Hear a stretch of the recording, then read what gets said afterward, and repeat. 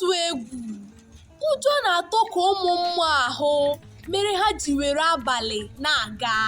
Otu mkpụrụ egwu adịghị ụmụ mmadụ n'ahụ, ha na-aga mgbe niile.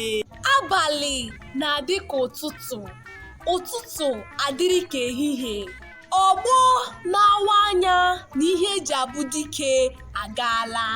Ọgbọ nọ n'ọsọ ugbu a bụ nke na-esi ọnwụ na ihe eji adị iberibe ọya amamihe.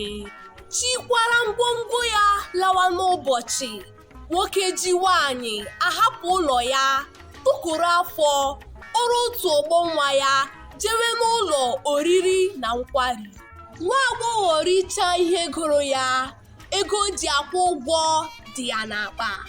Ka mgbede na-eru, ka ụmụaka na-ezebata n'ụlọ oriri ka igwurube kpolie ubu ha elu na-aga ka torotoro. Ị na-ekwu okwu ihere? Ihere anwụọlarị kemgbe. N'ụbọchị a dosara ihu otu a, nke na ọ dịghị onye ma onye nwe onye, ka ụmụ anyị na-anya obi si na ha bụ dike tutu ruo mgbe ihe metụtara ha. Akọ ga-abụ onye iro ha. Ụwa kponyela isi n'ala, kama anyị ga-awa ezigbo anya. Ntụrụ ugo na nzuzu kara anyị mma. Apụta etiwe n'obodo agbariela. O bidoro n'ezinụlọ kpọkasịwa, onye ọbụla were ire ya kụọ eze ya ọnụ. Ndewonu, abụ m Nwaada Sopruchi Ann Alugwe.